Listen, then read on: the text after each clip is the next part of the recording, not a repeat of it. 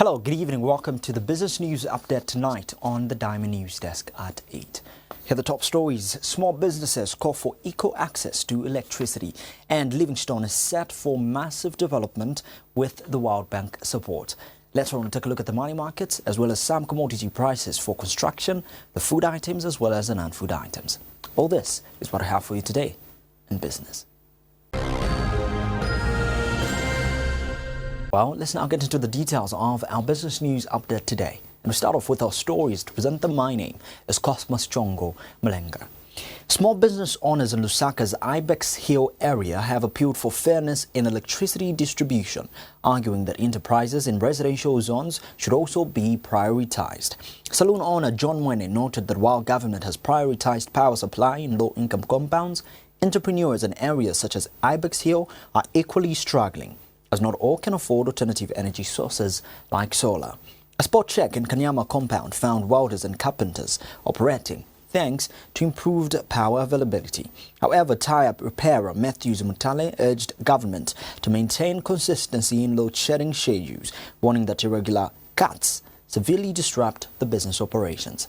Meanwhile, Minister of Energy Makozo Chikote told Parliament that 21 compounds across the country are now receiving at least 10 hours of electricity daily. Let's get more details in this report. Following government's announcement that households in low-income compounds will now be guaranteed a minimum of 10 hours electricity daily, Energy Minister Makozo Chikote has told Parliament that 21 areas across the country are already benefiting.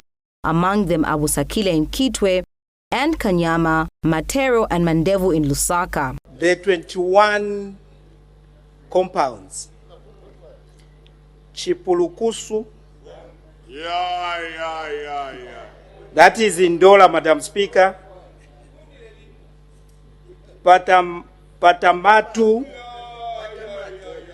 Luancha, Kanyama, Lusaka, Chawama, Lusaka, Chivolia and John Lengi, Lusaka.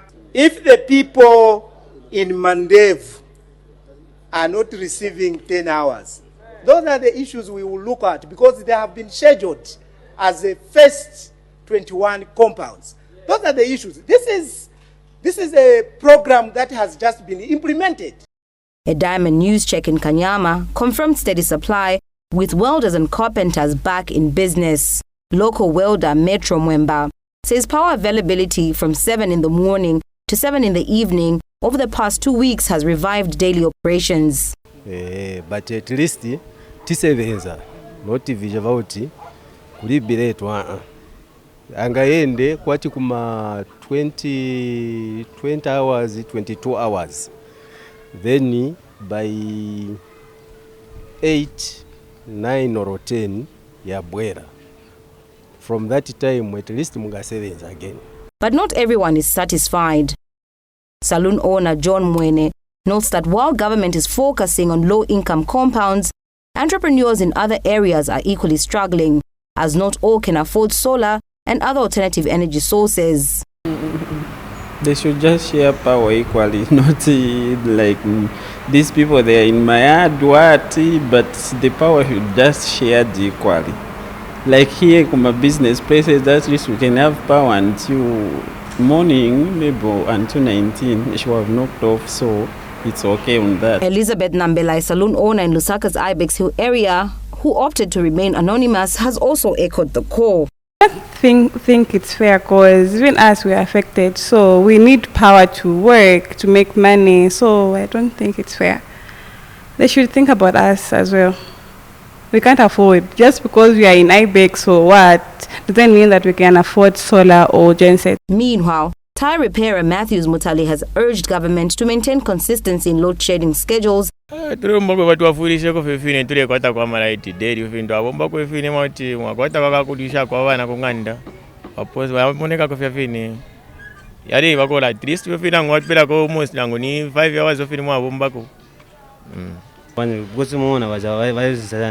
some machine, that is a machine. So you cannot work at the could be light, no electricity. So at least that can be pulling up my tokens here, okay. You get, yeah? sekuti ati blame government. They're just saying the truth. As government moves to ease the impact of load shedding on vulnerable households, the calls from entrepreneurs in residential areas highlight the need for a balanced approach, one that keeps both small businesses and communities powered. Rachel Mumba for Diamond News. And now, moving on. Livingstone District in Southern Province is set for major transformation following a $18 million grant from the World Bank. Speaking at the launch of the Livingstone Town Centre Development, Green, Resilient and Transformational Tourism Development Project, World Bank Country Manager Dr. Akim Falk said the initiative is designed to strengthen Livingstone's position as a premier tourism destination in the region and on the global stage. He explained that enhancing the city's attractiveness will generate positive spillover effects not only for Zambia but also for neighboring countries such as Zimbabwe and others within the Kavongo-Zambezi Transfrontier Conservation Area.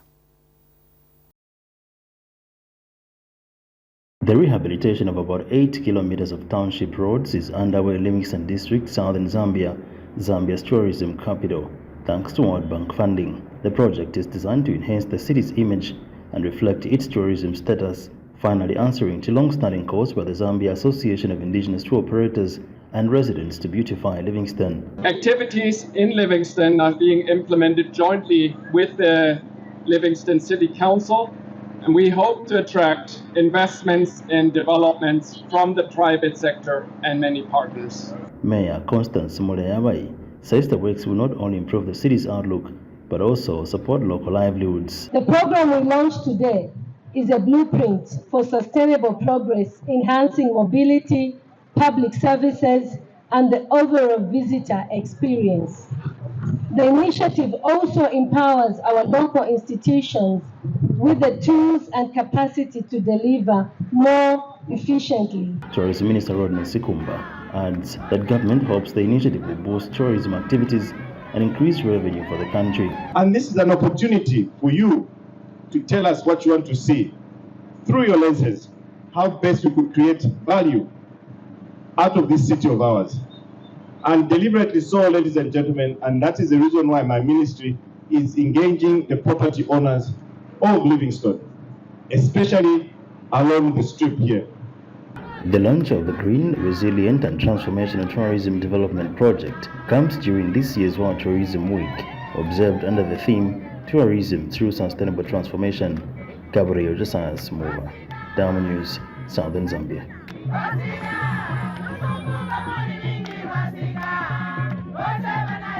Well, those are the stories we have for you today on the Business News Update. And now time for us to take a look at the money market.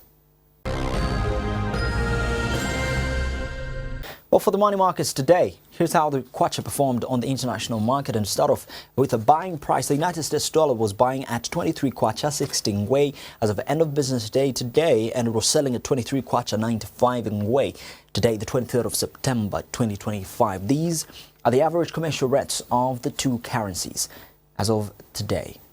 And now we'll move to our construction commodities. For the construction commodities, we have two items to take a look at today, and we're starting off with Retevis RB48P walkie-talkie, and this particular duty radio is going for 2,757 kwacha, and this is how much you might need to spend on this walkie-talkie. But we have another item to take a look at, and this other item particularly is the construction 100-foot galvanized steel wire, and it's selling at 330 kwacha 9 Ngwee. Those are the two construction commodities brought to you by the Zambia National Building Society. Let's now move to the other items, which are the non-food and the food items. Well, we start off with the food items, and up on the list is beef. 1 kg is going to cost you 110 kwacha, while 2 kg of sugar is selling between the 67 and 70 kwacha, whereas 1 kg is between 35 and 37 kwacha. When we talk about flour, 2.5 kg is selling at 89 kwacha, while 5 kg of Nakonde rice is selling between 175 and 190 kwacha. A 12 eggs is going between 95 and 115 kwacha, while cooking oil, 2.5 2.5 litres is in between 164 and 185 litres is in between 260 and 300. When it comes to Miller Meal breakfast, 10 kg is in between 130 and 150, while 25 kg is in between 260 and 310 kwacha. When it comes to Royal Miller Meal, 10 kg is in between 100 and 120 kwacha, while 25 kg is still in between 225 and 240 kwacha. Well, those are just your food items, and now we'll move to the non-food items. Up on the list is toilet pepper. 10 rolls are selling for 85 kwacha. When it comes to toothpaste, 175 grams is selling between 37 and 40 kwacha. Above, multi-purpose soap is selling between 35 and 45 kwacha. Washing powder, 500 grams, is in between 40 and 45 kwacha, while 1.5 kg is in between 115 and 125 kwacha. 3.5 kg is in between 220 and 265, and above, bathing soap is selling between 19 and 47 kwacha, while liquid hand wash, which is in the quantity of 750 mils, is going for 45 kwacha. Well, those items are what conclude the business news update today. Thank you so much for watching. After this, we'll continue with the Diamond News Desk at 8.